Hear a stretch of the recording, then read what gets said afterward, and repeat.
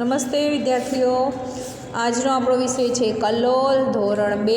એમાં આપણો પાઠ છે 9. આપણે સૌ તોફાની. આપણું લેક્ચર છે 18. એમાં 117 નંબરનું પેજ કાઢો. ચલો, બધા ચોપડી કાઢશે અને 117 નંબરનું પેજ જોશે. એમાં આપણે ભીમની એક વાર્તા હતી સરસ મજાની, બળ્યો ભીમ, એ જોઈ ગયા હતા. બરાબર, કૌરવો અને પાંડવોની. તો આગળ આપણે 18મું લેક્ચર જોઈશું. લેક્ચર છે 18. સાચા વાક્યની આગળ ખરાની નિશાની કરો ને વાક્ય ખરું હોય તેને ફરીથી લખો. સાચું વાક્ય હોય તો અહીંયા ગોર આપેલું છે, એમાં ખરું કરવાનું, અને ખરું હોય તો આને આ લીટી અહીંયા ફરીથી લખવાની. ખોટું હોય અહીંયા તો આ લીટીને અહીંયા લખવાની નહીં. પડી ગઈ સમજ? ચલો વાંચો. દુર્યોધનને ભીમ બહુ ગમે. દુર્યોધનને ભીમ ગમતો હતો નહીં.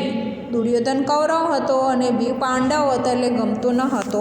તો અહીંયા આવશે ચોકડી. ચલો કરી દો. સરસ. બીજું, ભીમે દુર્યોધનને મુક્કો માર્યો. તો ભીમે દુર્યોધનને મુક્કો માર્યો હતો?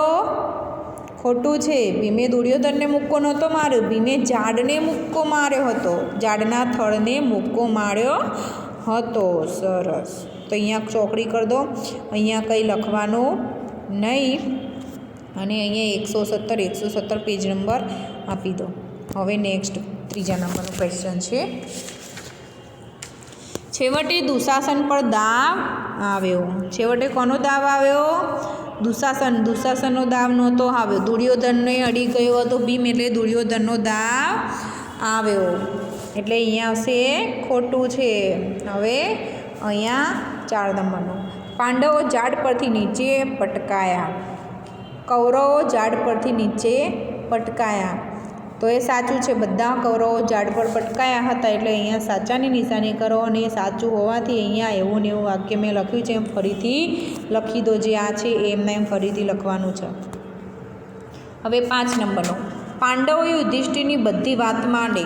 પાંડવો યુધિષ્ઠિરની વાત માનતા હતા ને, કેમ? યુધિષ્ઠિર સૌથી મોટો ભાઈ હતો.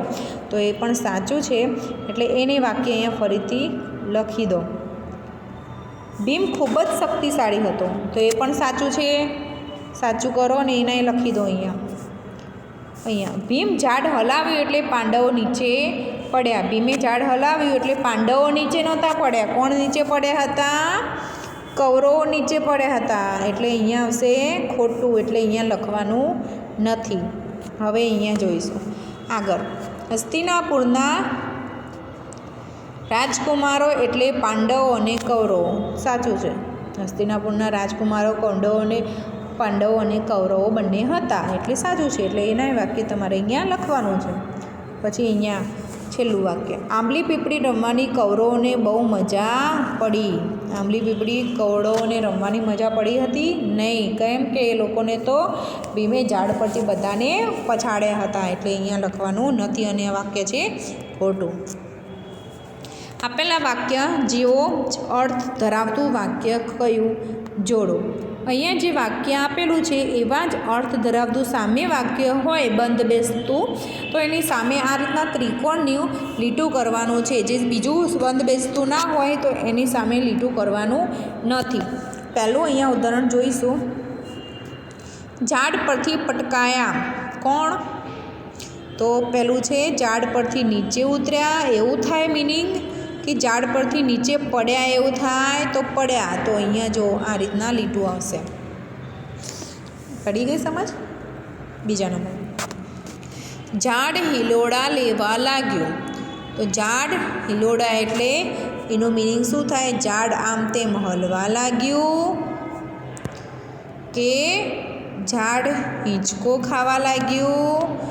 તો ઝાડ આમ તેમ હલવા લાગ્યું, એટલે આનું અહીંયા આગળ જ આવશે. હવે 3 નંબરનો. ભીમ બહુ બળ્યો હતો. ભીમ બહુ બળ્યો હતો એટલે શું થાય? ભીમ બહુ શક્તિશાળી હતો. ભીમ બહુ બળી ગયો હતો. તો બળ્યો એટલે શક્તિશાળી હોવું, એટલે સામેનું આવશે. એટલે સામે એરો કરી લો. શક્તિશાળીના સામે એરો આવશે.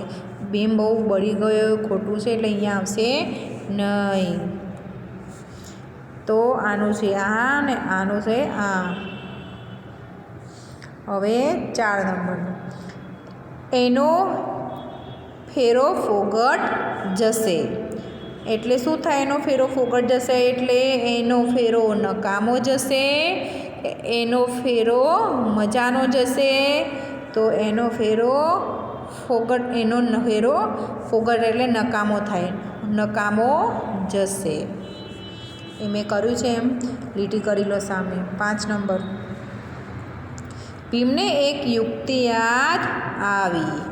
એટલે શું થાય? ભીમને એક યુક્તિ યાદ આવી એટલે ભીમને એક યુક્તિ ગમી ગઈ કે ભીમને એક યુક્તિ સૂજી. એટલે ભીમને એક યુક્તિ સૂજી એટલે નીચેનું આવશે, નીચેનામાં એરો કરી લો. બરાબર. તો આ પેજ તમારે આખું લેસનમાં લખવાનું છે. તો આજે 118 નંબરનું પેજ પૂરું થાય છે અને નેક્સ્ટ પેજ જોઈએ. શબ્દોને યોગ્ય ક્રમમાં ગોઠવીને વાક્ય બનાવો. તો શબ્દને સારું યોગ્ય ક્રમમાં ગોઠવો અને વાક્ય બનાવો. તો અહીંયા કહે છે દરરોજ મારા દાદા મને વાર્તા. અહીંયા શું છે? અવળું અવળું. તો એને સીધું બનાવો. મારા દાદા દરરોજ મને વાર્તા કહે છે. તો મારા દાદા દરરોજ મને વાર્તા કહે છે. સીધું વાક્ય બની ગયું. બીજા નંબરનું, મારી મમ્મીને સવારે છાપું વાંચવાનું બહુ ગમે. તો આવી રીતે હું જે લીટું કરું છું એ સાચી લીટી છે. બરાબર. તો અહીંયા આખું લીટી લખી દો. મારી મમ્મીને સવારે છાપું વાંચવું બહુ ગમે છે. 3 નંબર, રસોઈ મારા બનાવે છે પપ્પા સરસ. હવે વાક્ય સીધું બનાવો. મારા પપ્પા સરસ રસોઈ બનાવે છે. તો લખો મારા પપ્પા સરસ રસોઈ બનાવે છે. 4 નંબર, જાય છે મારી ક્રિકેટ રમવા મોટી બહેન. તો સીધું વાક્ય બનાવો. મોટી બહેન ક્રિકેટ રમવા જાય છે. તો પહેલું વાક્ય મારું આવશે. તો મારી મોટી બહેન ક્રિકેટ રમવા જાય છે. 5મું વાક્ય, બહુ મને ભાવે છે દૂધ ગાયનું. તો શું આવશે? મને ગાયનું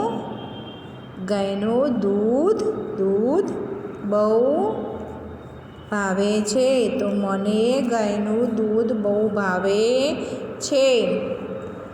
વડલા ડાળે વાંદળા ટોળી કળતી ઊભા હું. હવે અહીંયા નો, ની, નું, ના મૂકી ખાલી જગ્યા પૂરો. ખાલી જગ્યામાં ઓનલી જે નીચે આપેલી છે એમાં નો, ની, નું, ના આટલું જ મેળવાનું છે. જ્યાં સરખું વાક્ય બનતું હોય એમાં આ 4 વસ્તુ મેલી અને વાક્ય પૂરું, ખાલી જગ્યા પૂરવાની હોય છે. ચલો શીખીએ આપણે. ભીમ ખાલી જગ્યા હાથ પણ મોટા. તો ભીમ ના આવશે કે ભીમ નો આવશે કે ભીમની કે નું? તો ભીમના. તો ભીમના હાથ પણ મોટા. અહીંયા મમ્મી ખાલી જગ્યા સ્કૂટર નવું છે. તો મમ્મી નો આવશે, નું આવશે કે ના આવશે? તો મમ્મી નું આવે. મમ્મીનું સ્કૂટર નવું છે. મારા ભાઈ નહીં આવશે અહીંયા. મારા ભાઈની સાયકલ હું પણ ચલાવું છું. તો 119 પેજ પૂરું થાય છે અને અહીંયા આપણે આગળનું પેજ જોઈશું.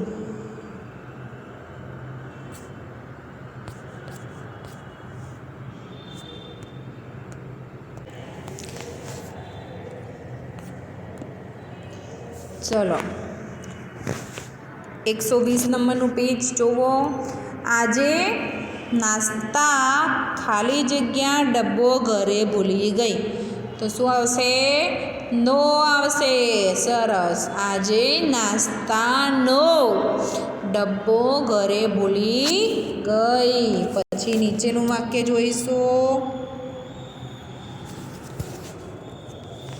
પેન્સિલ ખાલી જગ્યા અણી તો વાગે એવી છે. તો પેન્સિલ ની આવે.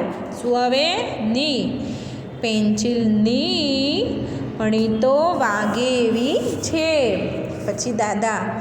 દાદા ખાલી જગ્યા ચશ્મામાંથી કાચ કાઢી દીધો. તો ના આવે. દાદા ના ચશ્મામાંથી કાચ કાઢી દીધો.